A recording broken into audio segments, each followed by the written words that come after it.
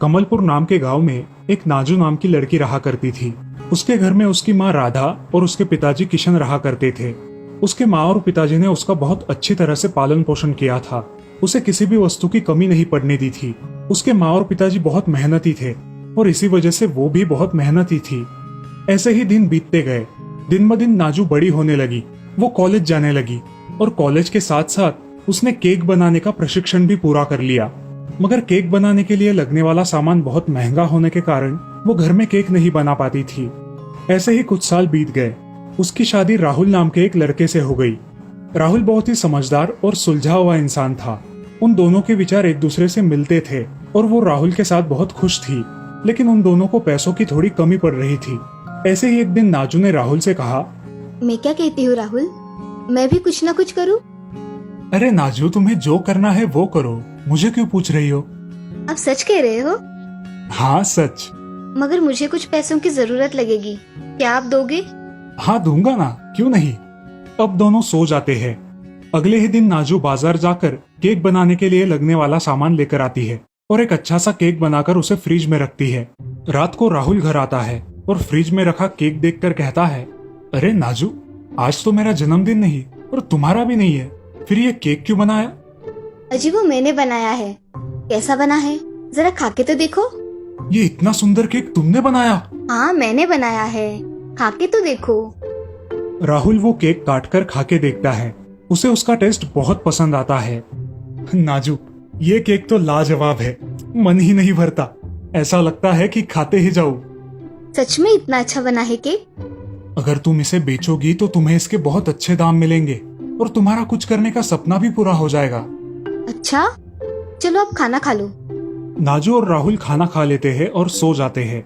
दूसरे दिन नाजू अपने मोबाइल पे अपने केक का एक पेज बनाती है और उस पर अपने केक के एडवर्टाइजमेंट करने लगती है।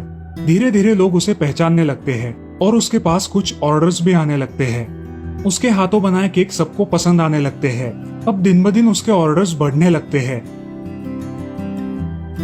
राहुल, मैं क्या सोच रही थी, अगर हम एक दुकान किराए पर ले और उसमें केक बेचना शुरू करें तो? हाँ क्यों नहीं, मैंने तुम्हें कभी ना कहा है क्या? राहुल एक अच्छी सी जगह पर दुकान ढूंढता है और उसे किराए पर लेकर नाजू वहाँ केक बनाना शुरू कर देती है। उसका केक बनाने का व्यवसाय अच्छी तरह से चलने लगता है। वो उसमें पूरा दिन बिजी रहती थी और उसकी कड़ी मेहनत देखकर राहुल भी बहुत खुश हुआ करता था। नाजू की दुकान के सामने ही एक हलवाई वाले की दुकान थी। नाजू की दुकान पर हुई भीड़ देखकर वो नाजू पर बहुत जलता था। ऐसे ही एक दिन एक औरत नाजू के दुकान पर आई। मुझे 40 कपकेक देना। आज एकदम से 40? क्यों, कोई बर्थडे है क्या? मेरे बेटे का आज बर्थडे है, इसलिए स्कूल में बांटने के लिए चाहिए।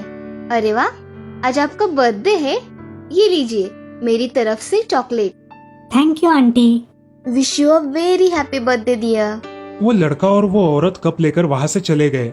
नाजू के केक कम समय में ही बहुत फेमस हो गए थे और ये देखकर वो हलवाई वाला बहुत जल रहा था। एक दिन नाजू की दुकान पर एक अमीर आदमी आया। क्या आपका ही नाम नाजू है? जी हाँ, मेरा ही नाम नाजू है। क्या बात है?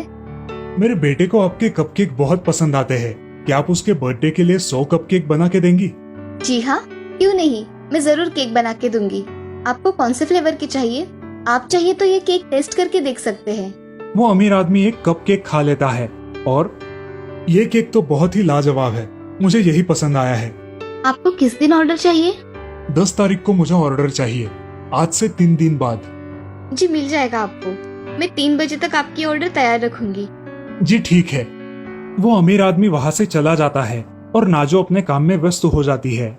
ये सब वो सामने वाला हलवाई राम देख रहा था। उसे मन ही मन बहुत जलन होने लगी। इसका कुछ तो इंतजाम करना पड़ेगा, मैं इसके केक से सस्ते केक बनाऊंगा। अगले दिन राम उसकी दुकान पर सस्ते केक लगाता है और एक पर एक फ्री ऐसी ऑफर भी देता है। कुछ लोग वो ऑफर देखकर वहाँ चले जाते हैं, मगर केक की टेस्ट अच्छी ना होने के कारण वो लोग वापस नाजू के शॉप में चले जाते हैं। राम से कोई केक नहीं खरीदता और इस वजह से उसके मन में नाजू के प्रति बहुत नफरत पैदा हो जाती है। दूसरे दिन नाजू दोपहर से कपकेक बनाना शुरू कर देती है और रात होने तक सारे ऑर्डर पूरे कर देती है। रात को राहुल उसे लेने दुकान पर आता है। अरे नाजू, घर नहीं चलना है क्या कि केक ही बनाती रहोगी रात भर? नहीं जी, ऑर्डर के हैं इसीलिए बनाए हैं। बन गए हैं सारे केक, चलिए अब घर चलते हैं। चलो। राहुल और नाजू वहां से चले जाते हैं। ये सब राम एक जगह छुपकर देख रहा था। जैसे ही उसने देखा कि नाजू दुकान से चली गई है, उसने दुकान की खिड़की से झांक कर देखा। उसे नाजू के बनाए सारे कपकेक दिखाई दिए और वो मन ही मन सोचने लगा, अगर इसके सारे कपकेक खराब हो जाए तो कितना मजा आ जाएगा और उन कपकेक की ऑर्डर मैं पूरी कर दूंगा। राम कुछ चूहों को लेता है और नाजू के दुकान के अंदर छोड़ देता है। चूहे सारे केक खराब कर देते हैं। अगले दिन सुबह ही राम अपनी दुकान खोलकर केक बनाने लगता है। जब नाजू दुकान पर आती है तो उसे ये सब देखकर जरा अजीब लगता है, क्योंकि राम कभी भी 10 बजे से पहले अपनी दुकान नहीं खोलता था। अब नाजू खुद का दुकान खोलकर देखती है। पूरी दुकान में चूहे फैल गए थे और नाजू ने मेहनत से बनाए हुए सारे कपकेक खराब हो गए थे। नाजू का पूरा शक राम पर चला गया। उसकी ऑर्डर देने में सिर्फ 3 घंटे बाकी थे और 3 घंटों में 100 कपकेक बनाना नामुमकिन था। मेरी ऑर्डर उसे मिल जाए, इसीलिए ये राम सुबह सुबह दुकान खोलकर केक बना रहा है। उसके दिमाग में एक ऐसी कल्पना आती है जिसके बारे में राम सोच भी नहीं सकता था। नाजू फिर से केक बनाने लगती है। अब वो एक बहुत बड़ा कीले के आकार का केक बनाने लगती है जो बच्चों को बेहद पसंद आएगा। कुछ ही समय बाद उस अमीर आदमी के घर से कुछ लोग केक की डिलीवरी लेने आते हैं। मैं उसके लिए एक स्पेशल केक बना रही हूँ, तो ये केक मैं ही लेकर आऊंगी। अब जाइए। अब राम उन आदमियों को रुकाकर बोलता है, मेरे पास उससे भी बढ़िया केक है, आप ये ले जाइए, इसमें आपको डिस्काउंट भी मिलेगा। वो लोग थोड़ा सोच में पड़ जाते हैं और बाद में राम के बनाए हुए कपकेक खरीद कर अपने घर ले जाते हैं। लेकिन पार्टी में राम के बनाए हुए केक किसी को पसंद नहीं आते। ये देख वो अमीर आदमी गुस्सा हो जाता है। ये केक कहाँ से लेकर आए हो? क्या ये नाजू की केक है? नहीं साहब, ये आगे की हलवाई की दुकान से ऑफर मिल रही थी, इसलिए हमने खरीद लिए। क्या तुम नाजू के शॉप में नहीं गए? उसने ऑर्डर देने से मना किया क्या? वो बोली कि आज का केक स्पेशल है, इसीलिए वो मैं ही लेकर आऊंगी। तो तुम ये क्यों लेकर आए? इसका टेस्ट कितना बकवास है। छोड़ो, मैं आज का दिन खराब नहीं करना चाहता। अब वो अमीर आदमी नाजू को फोन लगाता है। आप केक कब तक लेकर आने वाली है? बस कुछ ही देर में लेकर आऊंगी, आप चिंता मत करिए, बच्चे को केक बहुत पसंद आएगा। कुछ देर के बाद नाजू अपना बनाया हुआ कीले के आकार का विशाल केक लेकर उनके घर आती है और बच्चों के सामने उसे खोलती है। बच्चों को वो केक बहुत पसंद आता है। ये केक तो बहुत ही खूबसूरत है। इस केक को बनाने के लिए और मेरे बेटे का बर्थडे स्पेशल करने के लिए बहुत धन्यवाद। जी, बच्चे को खुशी मिली, बस मैं उतने में ही खुश हूँ। ये लीजिए, हमारी ओर से आपको। धन्यवाद। वो अमीर आदमी नाजू को उसके केक के दुगने पैसे देता है। ये बात राम को भी पता चलती है और वो समझ जाता है कि वो नाजू का कभी कुछ नहीं बिगाड़ सकता। धीरे धीरे नाजू बहुत अलग अलग प्रकार के केक बनाने लगी और अपने व्यवसाय को बहुत ऊंचाइयों पर ले गई। राहुल को भी अपनी होनहार बीवी पर नाज था। इस कहानी से हमें ये सीख मिलती है कि हमें दूसरों की करतूतों पर ध्यान न देते हुए अपना काम पूरी निष्ठा से करना चाहिए। शारदा नगर नाम के राज्य में एक औरत रहा करती थी जिसका नाम था सीता। उसे एक बेटी थी जिसका नाम था सितारा। सितारा छोटी थी तभी उसके पिता गुजर गए थे। इसी वजह से उसकी माँ सीता उसका पूरा ख्याल रखती थी, उसकी सारी ख्वाहिशें पूरी करती थी और इसी वजह से उसकी लड़की बहुत जिद्दी हो गई थी। उसकी माँ अगर उसे कोई काम बताए तो वो काम नहीं किया करती थी और खुद को बहुत खास समझती थी। उनके घर में एक नौकर था जिसका नाम था रघु। रघु बहुत ही ईमानदार था और बहुत सालों से उनके घर में काम कर रहा था। सितारा का स्वभाव देखकर उसे भी बहुत हैरानी होती थी। मेम साहब, आप बेबी सितारा को कुछ क्यों नहीं बोलती? अरे, उसको समझ में नहीं आता तो ठीक है, बाद में समझ आ जाएगा। हम है ना उसे संभालने के लिए। हाँ मेम साहब, वो तो है। एक दिन सीता अपने पहचान के एक लड़के से सितारा की पहचान करवा देती है। सितारा को वो लड़का बहुत पसंद आता है और वो उससे शादी करने के लिए तैयार हो जाती है। सीता अपने घर में एक हार ढूंढने लगती है जो उसे उसकी माँ ने शादी में दिया था। वो बहुत ढूंढती है मगर उसे वो नहीं मिलता। कहाँ गया मेरा नेकलेस? अरे हाँ, मिल गया। कितना ढूंढ रही थी। अब मैं मेरी बेटी को यही गिफ्ट उसकी शादी में दूंगी। ये बहुत अच्छा रहेगा मैडम। सीता उस नेकलेस को पॉलिश करवाने और उस पे नाम डलवाने के लिए सोनार के पास भेज देती है। रघु वो नेकलेस लेकर सोनार के दुकान में जाता है और उस नेकलेस पर सितारा का नाम डालकर लाता है। बेटी, इस शादी से तुम खुश हो ना? हाँ माँ, जिसे मैं प्यार करती हूँ उसी से मेरी शादी हो रही है। सितारा और राजवीर की शादी हो जाती है। सीता ने शादी का समारोह बहुत ही शानदार तरीके से अरेंज किया था। समारोह खत्म हो जाता है और उसकी माँ उसे एक नेकलेस देती है। नेकलेस देख के सितारा बहुत खुश हो जाती है। उसे वो बेहद पसंद आता है। माँ, ये तो बहुत ही अच्छा है। आपने इसे मेरे लिए बनवाया है। बेटा, ये हार मेरी शादी में मुझे मेरी माँ ने दिया था और आज मैं इस हार को तुझे दे रही हूँ। सितारा अपने माँ से विदा लेती है और पति के साथ शहर जाने के लिए निकलती है। अचानक तेज बारिश होने लगती है, जिसकी वजह से उनकी गाड़ी आगे नहीं बढ़ पाती। वो लोग एक होटल में रुक जाते हैं। उसी होटल में वो कॉफी पीने बैठते हैं। कॉफी पीते समय सितारा की नजर एक लड़की पर पड़ती है जो शादी के लिबास में खड़ी है और अपने दोस्त से बात कर रही है। रोना बंद करो, सब कुछ ठीक हो जाएगा। क्या ठीक होगा? मैं कैसे अरेंज करूँ इतने सारे पैसे? कुछ ना कुछ तो हो ही जाएगा। अब मैं क्या करूँ? हम दोनों के पास भी उतने पैसे नहीं है। मेरी शादी हो पाएगी क्या? अरे तू ऐसा क्यों सोचती है? सब कुछ अच्छा होगा। सितारा यह सब सुन लेती है और उसके मन में एक विचार आता है। तभी वो एक वेटर को बुलाती है। जी मैडम। ये हार उस रोने वाली लड़की को दे दो। मैडम, उनसे क्या कहूँ? उन्हें कहो कि ये आपके लिए है और आप जल्दी से शादी कर लो। अब राजवीर वहां आता है और सितारा को लेकर चला जाता है। सितारा जाते समय उस लड़की को देखती है जो बहुत खुश थी। उसके चेहरे की खुशी देख सितारा भी खुश हो जाती है और राजवीर के साथ चली जाती है। अब सितारा और राजवीर बहुत खुश रहने लगे। कुछ महीनों बाद उन्हें एक लड़का हुआ जिसका नाम उन्होंने सिराज रखा। सिराज बहुत ही शांत स्वभाव का था और अपने माँ बाप की सारी बातें मानता था। एक दिन अचानक शहर में भूकंप आ जाता है।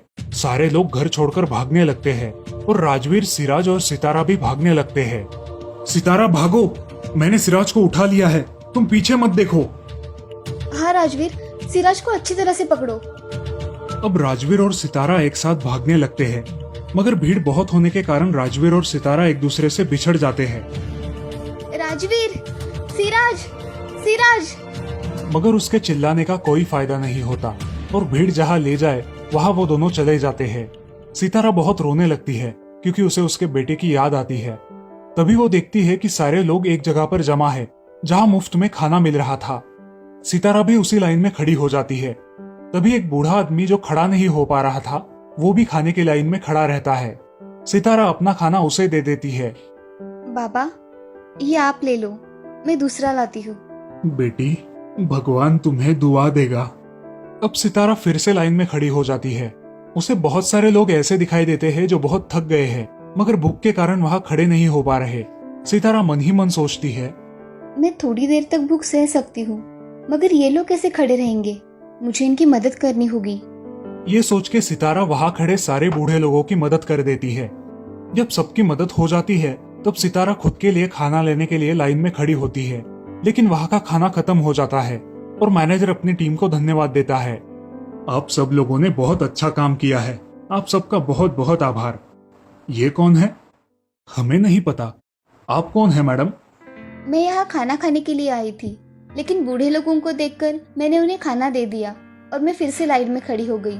लेकिन मेरा नसीब खराब, इसी वजह से मुझे खाना नहीं मिला। मैडम, आप थोड़ी देर यहाँ रुक सकती है? जी सर, मैं यहाँ रुकती हूँ। मैनेजर बड़े साहब से जाकर मिलता है और उन्हें सितारा के बारे में सब बताता है। साहब उसे अपने घर में बुलाते हैं। मैंने आपके दरिया दिली के किस्से सुने हैं, क्या आप मेरे बेटे को संभालोगी? आपको उसके पैसे मिलेंगे। जी साहब, जरूर करूंगी मैं ये काम। मगर एक शर्त है, तुम्हें मेरे पत्नी के कमरे के पास नहीं जाना है। जी साहब, मैं ध्यान रखूंगी। अब सितारा उस बच्चे का अच्छी तरह से ख्याल रखती है। उस बच्चे की परवरिश करते समय उसे अपने बेटे सिराज की याद आती है। ऐसे ही एक दिन सितारा और वो बच्चा एक बॉल के साथ खेल रहे थे। बच्चे का बॉल अपनी माँ के कमरे में चला गया, लेकिन सितारा को वहां जाने की अनुमति नहीं थी, इसीलिए वो रुक गई। लेकिन वो बच्चा उस बॉल को लेकर बहुत रोने लगा और उसकी मांग करने लगा। अब सितारा के पास उस कमरे में जाने के अलावा कोई चारा नहीं बचता। वो उस कमरे में जाती है। उसे वहां टेबल पर उसकी माँ ने दिया हुआ हार दिखाई देता है। वो उस हार को गौर से देखती है। उसे उस पर अपना नाम दिखाई देता है और वो वही अपनी माँ की यादों में खो जाती है। उसे अपने माँ की बहुत याद आने लगती है और वो रोने लगती है। तभी उसके कंधे पर कोई हाथ रखता है। वो बहुत चौंक जाती है। तुम कौन हो? मैं यहाँ काम करती हूँ। बच्चे का बॉल यहाँ आ गया था, इसलिए मैं बॉल लेने के लिए यहाँ चली आई। ठीक है, मगर तुम रो क्यों रही हो? वो मैं इस हार को देख के रोने लगी थी। इसे देखकर मुझे मेरी माँ की याद आ गई थी। ये तुमने कभी किसी को दिया था क्या? हाँ मैडम, जब मेरी शादी हुई थी तो मेरी माँ ने मुझे ये हार दिया था और उस पे मेरा नाम भी लिखा हुआ है। जिस होटल में हम ठहरे थे वह एक लड़की बहुत रो रही थी। मैंने उसकी मदद कर दी और उसे ये हार दे दिया था। मुझे शायद वहम हुआ है। तुम उस लड़की को जानती हो? नहीं मैडम, मैंने उसे सिर्फ एक ही बार देखा था। क्या वो चेहरा यही है? जरा गौर से देखो, आप तो उस लड़की की तरह ही दिखती हो। क्या वो आप थी? हाँ सितारा, वो मैं ही थी। तुम्हारी मदद से आज मैं यहाँ तक आ पहुँची हूँ। सितारा, तुमने मुझे वो हार दिया और मैंने वो हार गिरवी रखकर उससे हमने शादी कर ली और एक छोटा सा बिजनेस शुरू किया। फिर बाद में उस हार को छुड़ा कर ले आए। इसीलिए तुम हमारे लिए बहुत अहम हो। आज मुझे कितने दिनों बाद अच्छा लग रहा है। सितारा, आज से हम दोनों दोस्त हैं। सितारा अब उसकी सारी कहानी सुनती है। साहब की बीवी अपने स्पेशल आदमी भेजकर सितारा के बच्चे और पति की तलाश करती है। कुछ दिनों बाद उन दोनों का पता चल जाता है और सितारा अपने पति और बेटे से मिलकर बहुत खुश हो जाती है। साहब की बीवी इनाम के तौर पर उनकी आधी जायदाद और सितारा के माँ का शादी में दिया हुआ वो हार लौटा देते हैं। अब सितारा, राजवीर और सिराज खुशी खुशी रहने लगते हैं। इस कहानी से हमें ये सीख मिलती है कि जरूरत के समय हमें सबकी मदद करनी चाहिए। स्वर्णपुर नाम के राज्य में बापू नाम का एक मछुआरा रहता था। वो अपने परिवार के साथ बहुत खुश था। उसकी 2 बेटियां थी। एक का नाम था संगीता और दूसरी का नाम था सारा। संगीता का स्वभाव बड़ा ही दयालु था। वो अपने पिता के सारे काम किया करती थी, मगर उसके विपरीत थी उसकी बहन सारा। उसका स्वभाव बहुत ही अलग था। वो किसी से ढंग से बात भी नहीं करती थी और खुद को बहुत ही सुंदर समझती थी। घर की पूरी जिम्मेदारी संगीता पर ही थी। सारा, जरा यहाँ आओ, मुझे तुमसे कुछ बात करनी है। हाँ बोलिए पिताजी, जल्दी बोलिए, मुझे जरा काम है। बेटी, इस घर में सिर्फ संगीता ही काम करती है। तुम क्यों नहीं उसकी काम में मदद करती? क्या ये फिजूल की बात करने के लिए आपने मुझे यहाँ पे थमा के रखा था? मैं आपको एक बात बता दूं, ये आलतू फालतू के काम मैं नहीं करूंगी। आपको करना है तो करो, मुझे मत बताना। क्या बोल रही हो? पता है तुम्हें सारा? हाँ पता है, अब मैं बाहर जा रही हूँ। ऐसा कह के सारा बाहर चली जाती है। बापू को उसके बर्ताव का बहुत बुरा लगता है। वो अपने काम पर निकल जाते हैं। ऐसे ही बहुत दिन बीत जाते हैं, मगर उसके स्वभाव में कोई भी परिवर्तन नहीं आता। एक दिन उसके पिताजी बहुत बीमार हो जाते हैं और बिस्तर पकड़ लेते हैं। अब उनकी देखभाल संगीता ही करती है। बदकिस्मती से उसके पिताजी कुछ दिनों बाद गुजर जाते हैं। अब उनके घर में कमाई का कोई जरिया नहीं रहता। संगीता और सारा के खाने के भी लाले पड़ते हैं। लेकिन अब संगीता अपना दुख छोड़कर बाजार में अपने पिताजी का कारोबार चलाने लगती है। संगीता खुद ही मछली तालाब से पकड़कर लाती और बाजार में बेचा करती थी। लेकिन इस काम के बारे में उसे ज्यादा कुछ पता ना होने के कारण उसे बहुत परेशानी हो रही थी। लेकिन फिर भी वो बहुत मेहनत किया करती थी। उन दोनों का घर का गुजारा होना बहुत मुश्किल हो रहा था। ऐसे ही एक दिन संगीता ने सारा से कहा, अरे सारा, मुझे ये मछली पकड़ने के काम में तुम्हारी मदद लगेगी। मुझे अकेले से नहीं हो पाएगा। क्या तुम मेरी मदद करोगी? मैंने तुम्हें कितनी बार बताया है, मुझे काम मत बताया करो। मैं तुम्हारा कोई भी काम नहीं करूंगी। तुम्हें करना है तो करो। अगर ऐसा ही रहा तो मैं क्या करूंगी? मुझे अकेले से नहीं हो पाएगा ये सब। मैं क्या करूं? ऐसा कह के संगीता बहुत उदास हो जाती है और रोने लगती है। ये सारे लोग ऐसा समझते हैं कि मेरा जन्म काम करने के लिए हुआ है, मगर मुझे तो कोई राजकुमार लेके जाएगा और तब यही लोग मेरे हाथ पांव जोड़ेंगे। ऐसा कह के सारा अपनी खूबसूरती निहारती रहती है और खुद को बहुत महान समझने लगती है। ऐसे ही एक दिन संगीता मछलियां पकड़ने के लिए तालाब पर जाती है। बारिश होने के कारण संगीता तालाब पर जाते जाते भीग जाती है और अब ठंडी के कारण मछलियां पकड़ने में सक्षम नहीं होती। जैसे तैसे वो थोड़ी बहुत मछलियां पकड़कर उन्हें गांव में जाकर बेचती है। मछलियां बेचकर वो घर चली जाती है। उसे तेज बुखार चढ़ जाता है और वो लेट जाती है। तबीयत ठीक न होने के कारण वो खाना नहीं बना पाती।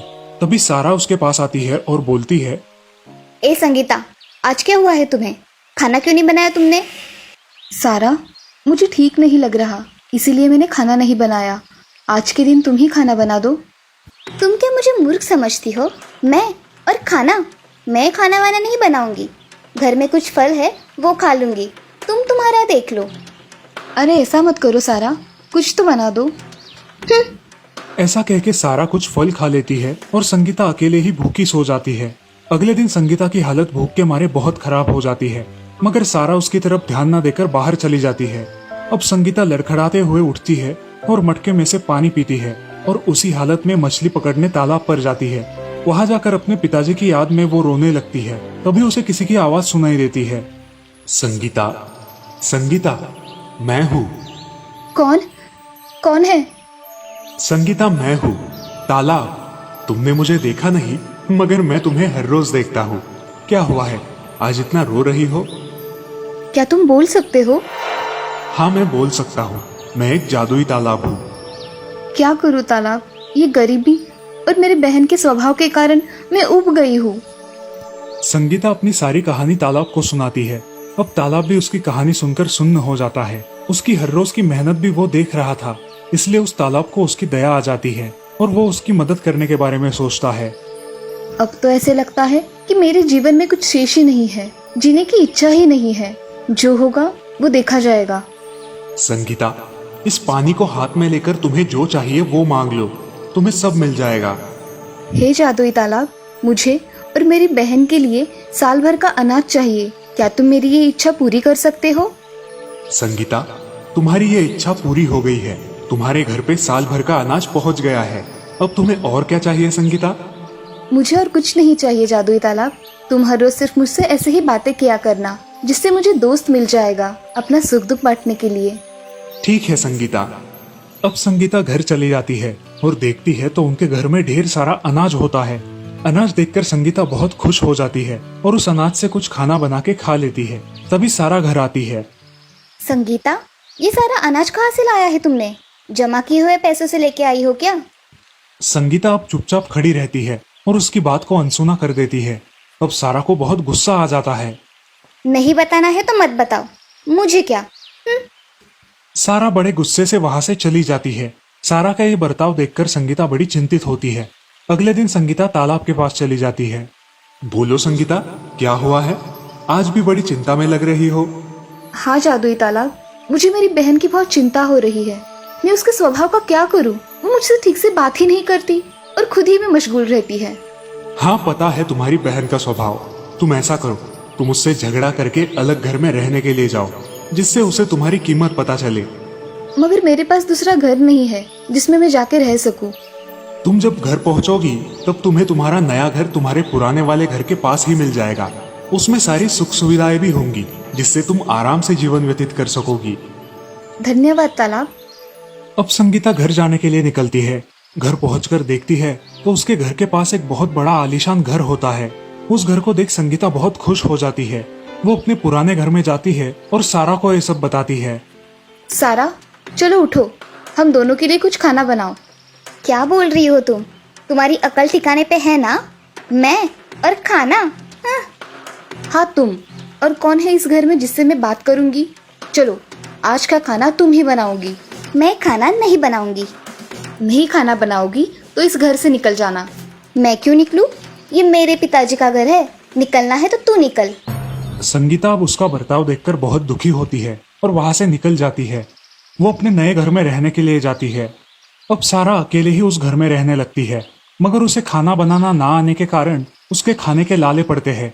अब वो उदास रहने लगती है। संगीता सारा पर नजर रखे हुए थी। एक दिन संगीता खिड़की से झांक कर देखती है तो उसे सारा एक बेड पर सोई दिखाई देती है। संगीता को लगता है कि उसकी तबीयत ठीक नहीं है, इसलिए वो जल्दबाजी में तालाब के पास चली जाती है। हे जादुई तालाब, क्या मैं मेरी बहन से मिल सकती हूँ? उसकी तबीयत खराब है, ऐसा मुझे लग रहा है। संगीता, कल तक रुक जाओ, बाद में देखो तुम्हारी बहन का स्वभाव कैसे बदल जाता है। ठीक है तालाब, तुम मेरे सच्चे दोस्त हो, जो कठिन परिस्थितियों में भी मेरे साथ हो। दोस्त बोला है तो इतना तो करना ही पड़ेगा। अब संगीता वहां से चली जाती है और अगले दिन का बेसब्री से इंतजार करती है। अगले दिन सारा जल्द ही उठकर घर का काम करते हुए दिखाई देती है। ये देखकर संगीता सोच में पड़ती है। ऐसा कैसे हुआ? संगीता अपने बगीचे में टहलने जाती है। अचानक उसे देख सारा भागती हुई आती है और संगीता, मुझे माफ कर दो। मैंने तुम्हारे साथ बहुत बुरा बर्ताव किया है, मुझे माफ कर दो ना। सारा, मैंने तुम्हें कब का माफ कर दिया है। तुम मुझे मिल गई हो, बस मुझे और कुछ नहीं चाहिए। संगीता, तुम अब कहाँ रह रही हो? मैंने तुम्हारे साथ बहुत बुरा व्यवहार किया है। अब तुम चलो अपने घर, मुझे तुम्हारी बहुत जरूरत है। चलो सारा, तुम्हें एक नया घर दिखाती हूँ, जिसे देख तुम बहुत खुश हो जाओगी। अब संगीता उसे अपने नए घर में लेकर जाती है। सारा वो घर देखती ही रह जाती है। ये इतना आलीशान घर तुम्हारे पास कैसे आया? ये घर मुझे भगवान की कृपा से मिला है। अब तुम भी इस घर में रह सकती हो, क्योंकि तुम मेरी बहन हो। अब सारा और संगीता उस नए घर में खुशी खुशी रहने लगती है। संगीता तालाब के पास जाती है और उसे आवाज देती है। दोस्त दोस्त, आज मैं बहुत खुश हूँ और ये खुशी मैं तुम्हारे साथ बांटना चाहती हूँ। क्या हुआ है संगीता, आज बड़ी खुश हो? हाँ दोस्त, मुझे मेरी बहन मिल गई है। उसका स्वभाव तो पूरा परिवर्तित हो गया है। अब वो मेरे साथ मेरे घर में रहती है। तालाब, ये सब तुम्हारी वजह से हुआ है। धन्यवाद। हाँ संगीता, तुम खुश हो तो मैं भी खुश हूँ। अब तुम दोनों को अगले 8 दिनों में इस गांव से हमेशा हमेशा के लिए चले जाना है। क्यों तालाब, हमसे कोई गलती हुई है क्या जो हम दोनों को इस गांव से जाना पड़ेगा? जल्द ही तुम दोनों के लिए आजमगढ़ राज्य के 2 युवराज आएंगे जो तुम्हारा हाथ मांगेंगे और तुमसे शादी करेंगे। तुम यहाँ से विदा हो जाओगी। अब तुम इस गांव में सिर्फ 8 दिन की मेहमान हो। जादुई तालाब, मुझे तुम्हारी बहुत याद आएगी। तुम मुझे जब भी सच्चे मन से याद करोगी मैं तुम्हारे पास आ जाऊंगा। सच में तालाब? सच में। अब संगीता खुशी खुशी घर लौट जाती है और सच में 8 दिनों के बाद 2 राजकुमार घोड़े पर सवार होकर संगीता और सारा के घर के पास आते हैं। अब उस बड़े राजकुमार को संगीता बहुत पसंद आती है और दूसरे राजकुमार को सारा पसंद आती है। जी, आपके घर में कोई बड़े हैं? मैं उनसे बात करना चाहता हूँ। नहीं, हमारे घर में कोई बड़ा बुजुर्ग नहीं है। हम दोनों बहनें ही हैं इस पूरे घर में। आपको जो बात करनी है आप मुझसे कर सकते हो। हम दोनों यहाँ हमारी रानियों की खोज में आए थे। हम दोनों आजमगढ़ के राजकुमार हैं और हम हमारी रानियाँ खुद पसंद करते हैं। मुझे आप पसंद आई हो। क्या आप मेरी रानी बनोगी? और क्या आप मेरी रानी बनोगी? मुझे आप पसंद आई हो। हाँ। अब वो 2 राजकुमार दोनों बहनों को अपने साथ अपने राज्य में लेकर जाते हैं और वहाँ उनकी धूमधाम से शादी की जाती है। अब संगीता और सारा खुशी खुशी राजमहल में रहने लगती है। इस कहानी से हमें ये सीख मिलती है कि कठिन समय में होश से काम लेना चाहिए। जो भी संकट आए उसका डटकर सामना करना चाहिए।